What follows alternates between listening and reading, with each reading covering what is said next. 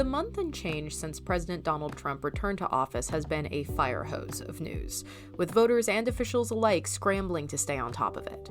Here in Massachusetts, with a Democratic congressional delegation and a significant majority of voters disapproving of Trump's time in office so far, the state can feel both on the outs with the administration and imperiled by its major policy choices. I'm Jennifer Smith, and this is the Codcast, CommonWealth Beacon's podcast about policy and civic life here in Massachusetts.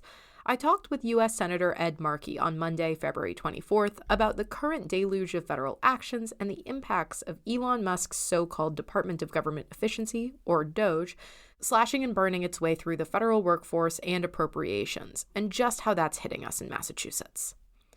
A recent UMass Amherst poll found the president sitting at about 32% approval versus 64% disapproval among Massachusetts residents polled, with 74% of respondents saying they wanted their congressional delegation to push back, mostly forcefully, if the administration's actions conflict with the U.S. Constitution. Senator Markey, who was first elected to the U.S. House in 1976 and later to the U.S. Senate in 2013, is seeking re-election for a third full term at 78 years old. So, what's in front of the delegation now, and why does Senator Markey want to keep his job there? Let's get into it. Senator Markey, thanks for joining me. So great to be with you. I really love being with you today. So let's start with maybe the hardest question and the broadest one. How is the rule of law doing this week?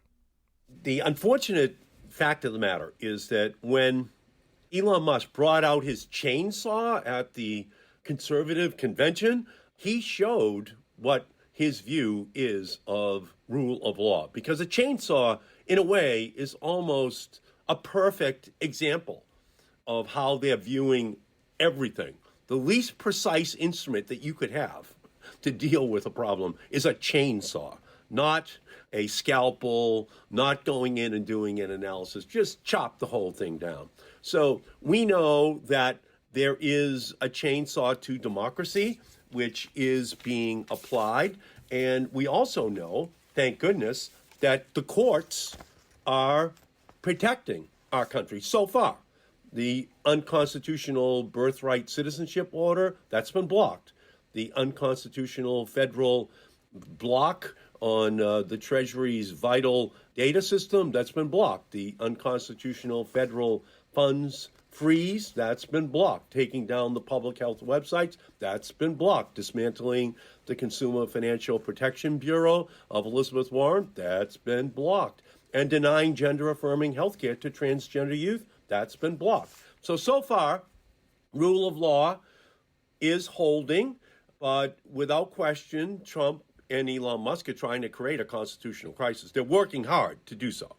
But at this point, it's holding, and we just have to hope ultimately that the courts do uphold the rule of law, the Constitution, and the statutes which govern our country. So I'm glad that you started us off with the judiciary here, because a lot of those blocks have come, of course, from circuit courts, lower courts, and there is the broad question of when this eventually, as many of these will and continue to do, reach the U.S. Supreme Court, how that is going to end up playing out. So while we're still on the court's subject right now, has there been something that's either been encouraging or discouraging about the way that the highest court in the land has been approaching the Trump orders so far? Well, when you start law school, in the first week, the first case which they have you study is Marbury versus Madison.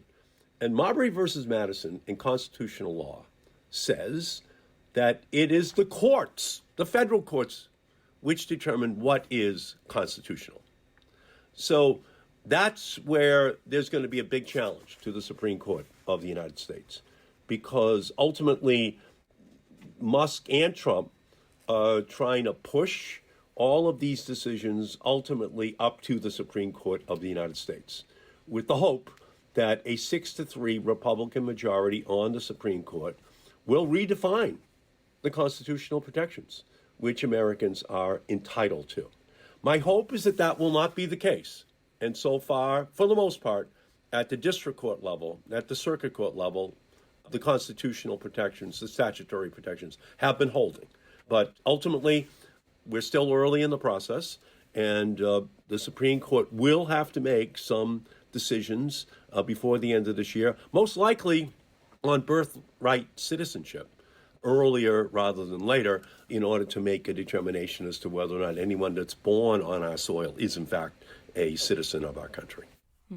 And then pivoting over into the third branch, of course, your branch, the question right now is essentially not just what is the role of Congress, but is there an appetite at all for Republicans to sort of assert the powers that they have been granted under the Constitution to control how money is spent and dispersed? So what is your read right now on the willingness of your colleagues to kind of try and put their feet down in terms of defending their constitutional authorities?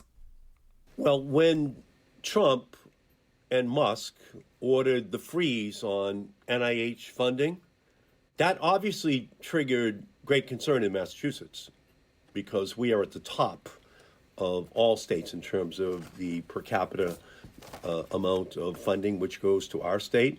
But the same thing is true in North Carolina. The same thing is true in Missouri and Texas. So there comes a point where if they decide to follow Trump blindly, they're harming their own state. They're harming people in their state who are doing critical research on finding the cure for Alzheimer's or cancer or Parkinson's or other diseases, but also the jobs that are related to it. We're already beginning to see people showing up in red states, complaining to their congresspeople about these cuts and the impact which it is having. How that translates into votes in the House and Senate by Republicans still remains to be seen, because we're a little bit away from when the rubber really hits the road. But my feeling is that Congress is a stimulus response institution, and there's nothing more stimulating than thousands, tens of thousands, hundreds of thousands of people protesting that what you're doing is harming them at home and therefore jeopardizing that Republicans' ability to hold their seat in 2026. So we're at the beginning of this process, but I do believe that Congress is a stimulus response institution and the public will be heard, or else people, that is Republican and Democratic House and Senate members, will be asked to jeopardize their own seats. Which, of course, raises the question of what tools are available at the Democrats' disposal here if they're inclined to push back and resist. You, of course, were present for a very late night the other day over the budget. So I wonder, can you tell me what you learned from this sort of commitment to obstructing the process? So far, for the most part, the Republicans have towed the Trump line. But here's a good example of where they're going to be in some jeopardy. At 3:30 in the morning, Friday morning, I brought out an amendment saying that there can be no cuts to the purchasing power of NIH's Alzheimer's research to find the cure for Alzheimer's. 7 million Americans have Alzheimer's right now. 15 million baby boomers will have it by the year 2050. It will cost our federal government $1 trillion a year in Medicare and Medicaid funding if we don't find the cure by 2050. So on a voice vote, all the Republicans voted no. But then I tweeted out that little mini debate, and 12 million people viewed it. That's how powerful a single issue like Alzheimer's is, much less giving tax breaks to people who make more than $500 million a year. So this is going to be a hard thing for Republicans to defend, that is cuts in Alzheimer's research or cancer or diabetes to give tax breaks to people who make more than $500 million a year. So it'll ultimately be up to those individual Republicans, but this chaos and cuts and cruelty that is the very point of what Trump and Musk are trying to do, ultimately is going to come home to roost for many of these Republicans in their home states and home districts. As I was looking back at several of the votes, because of course we're still working our way through seeing what the full picture of the second Trump administration is going to look like, I was struck you and, of course, your colleague, Senator Elizabeth Warren, voted no on all of President Trump's nominees so far, except for former Senator Marco Rubio as Secretary of State. And so I was wondering, could you sort of distinguish or explain how you've been thinking about the nominees, what makes a candidate qualified versus what's sort of a symbolic vote of opposition at this point? Well, I'm going to vote no on every one of the nominees of Donald Trump, every one of them. And I think our initial thought was that perhaps Marco Rubio could be a restraining force on the worst impulses of Donald Trump in his foreign policy. But it's pretty clear that Trump is off the rails in terms of saying that Ukraine invaded Russia and just continuing to go all the way down the line in his crazy foreign policy pronouncements since the confirmation vote on Marco Rubio. So if I could go back and re-examine the Marco Rubio vote at this point, I think it's pretty clear that there are no constraints on Trump. He does not respect or even listen to the advice that any of his cabinet officers are going to provide to him. And that's why on every other nominee I have voted no, and I'm going to continue to vote no, because it's clear that each one of these nominees is nothing more than an extension of this Trump policy of chaos and cruelty, not only domestically but internationally, that he is trying to implement. So let's take some time now to look at a few specific issues that could have measurable impacts here in Massachusetts. You started with the proposed cuts at the National Institutes of Health. Another major one in our meds and eds economy is, of course, things that could happen at the Department of Education. So what is sort of top of your mind? I'm sure it involves the climate bank, and I'm sure it involves green policy. So why don't we start there? What is the current status of the Trump administration's approach to green bank funding, climate bank funding, and what are you keeping an eye on as we head into what is sometimes hard to believe is merely the, second month of the Trump administration so far? With Senator Chris Van Hollen, I was able to create a climate bank, a green bank, which would be the source of funding for thousands of clean energy projects all across the nation. Hundreds of them would have been in Massachusetts. And according to McKinsey, the Green Bank will unleash approximately $140 billion worth of private sector investment. Now, the Trump administration has declared war on the climate bank. In fact, they have forced the woman who runs the criminal division in the U.S. Attorney's Office in Washington, D.C., to resign, because they wanted her to find a crime in the climate bank, and they could not certify that there was a crime. And so they forced her to resign so that they could find someone else to try to find a crime. Now, it's all about, ultimately, the natural gas and oil and coal industry's goal not to have this green energy revolution, because it cuts into the business model of the fossil fuel industry. But it also cuts into, for our purposes, if Trump is successful, the business model of Massachusetts to be the leader in new clean energy technologies. So this is going to be an incredible battle, which we are going to have. The funding for Solar for All, which is $156 million, that funding is still flowing into Massachusetts, but the funding for the climate bank is now frozen. And that was going to be hundreds of projects in Massachusetts. We're obviously going to be taking that to court. We're going to be fighting to make sure that that funding, which has been authorized and appropriated, ultimately does flow into all of these projects, because it will create hundreds and thousands of jobs in Massachusetts and hundreds of thousands of jobs across the country.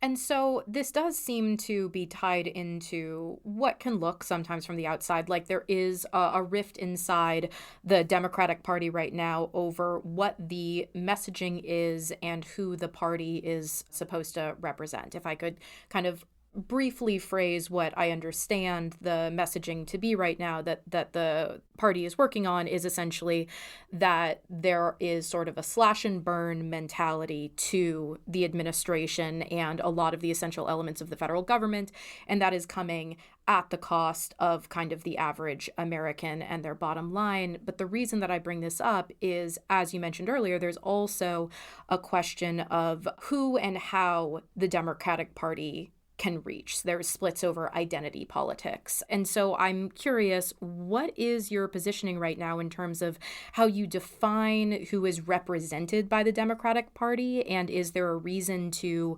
limit, narrow, broaden, adjust that definition?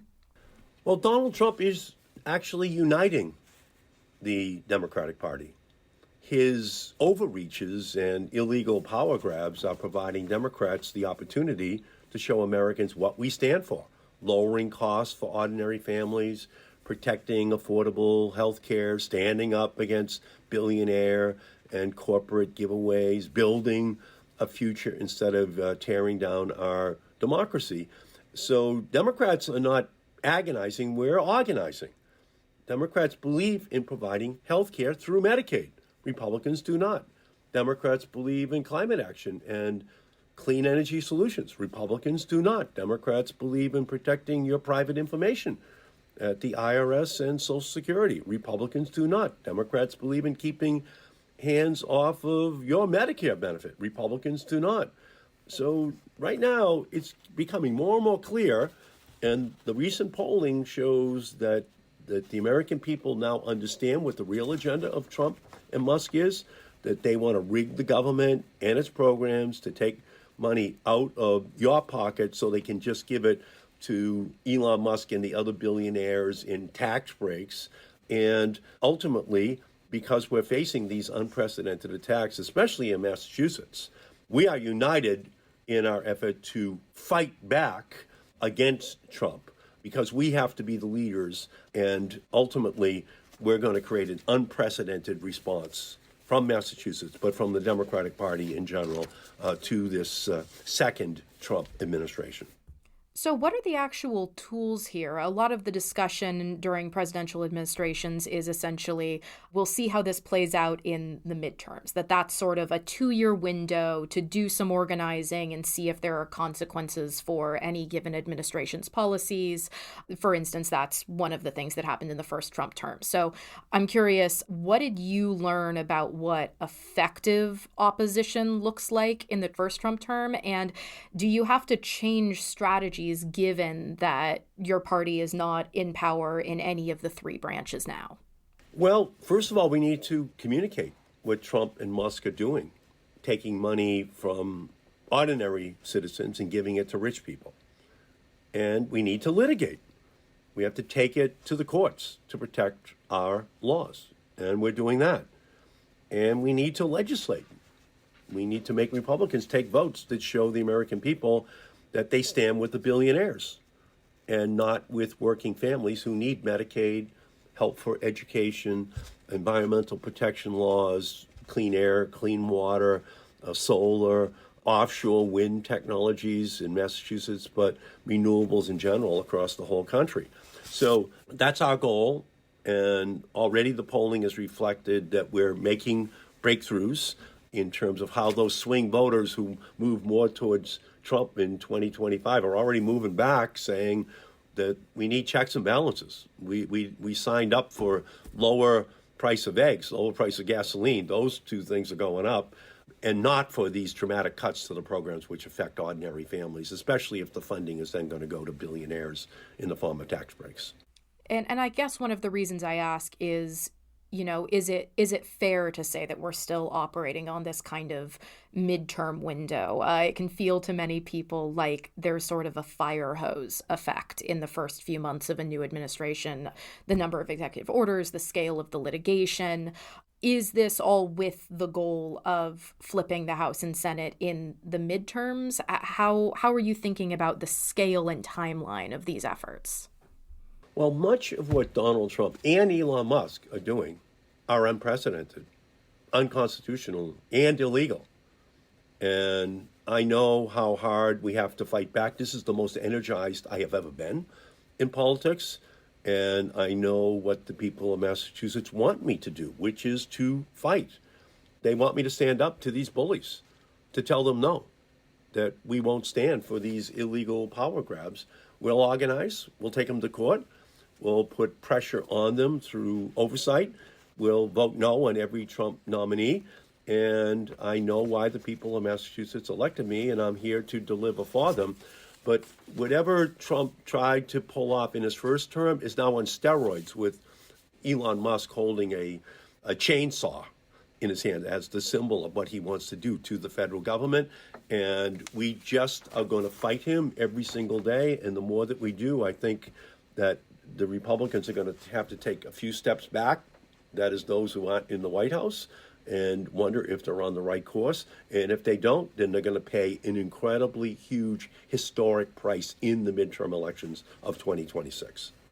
And I think that means that we should probably talk about one of the realities of why we're talking today. It's not just what's going on in the federal level in terms of the amount of dramatics, but also you're running for re-election. And I was looking back at your career, Senator, and so you entered both the House and Senate, if I recall correctly, initially to fill empty seats, and they were competitive races. But there hasn't been an empty seat in the Massachusetts US Senate since 2012. I'm kind of curious because there do seem to be younger generations that you ally yourself with in the House, for instance, AOC being one of them. So what's the case, I suppose, right now for your reelection rather than stepping aside and encouraging a kind of challenge or an intensive primary to kind of road test ideas of a new generation of politicians? What's the argument there? Well, we're facing unprecedented attacks. They need to be met with an unprecedented response. And it's not your age, it's the age of your ideas that are the most important. And I've always been the youngest guy in the room when it comes to new ideas. So whether it be partnering with Alexandria Ocasio-Cortez on the Green New Deal, which on Fox News every single night, and in the White House coming from Donald Trump, they called the Green New Scam. It transformed the relationship between the government and the need to have incentives to deal with the climate crisis, but it triggered an incredible job creation effort inside of the state of Massachusetts. I'm the lead Democrat on the Health Subcommittee in the United States Senate, so I'm at the cutting edge of fighting to protect Medicaid and to protect NIH funding and to protect the National Science Foundation. I'm on the Education Committee in the United States Senate. That's the cutting edge to protect against the dismantlement of the Department of Education and all of the funding which goes to our schools, our colleges all across Massachusetts. That is the business plan of our state. It's to educate our workforce to the highest level in the entire country. And even with that, we're not satisfied with ourselves. We know we have to do even better. So on the key issues, to go right to the core of the identity of Massachusetts business plan, which is to draw the smartest kids in the country and the world to our state and educate them, help them get the funding they're going to need in order to develop new ideas, new technologies, and to ensure that we give them the most educated workforce in the country, and to throw out a welcome mat for immigrants to come to our state. That's where I've been. And that's where I'm going to continue to be, right at the cutting edge of the identity of what the state of Massachusetts and our country needs for its future. And I'm sure you've thought a lot about what it means to have kind of a sustainable political party and kind of how to maintain the reputation or the promise of Democrats for those who identify as Democrats. So what efforts would you like to see the party participate in to kind of nourish those new generations? If you want to think of future Ed Markeys, what efforts, have you been working on, and what do you want to see the Democrats do to make sure that those ideas maintain past whenever anybody individually is in office? I stay in constant contact with the young people of our state. The IRA, also known as the largest climate bill in the history of the world, is in a lot of ways at the center of the identity of young people. They know that the last two generations let them down, and they want a solution. And that's why I partnered with Alexandria Ocasio-Cortez.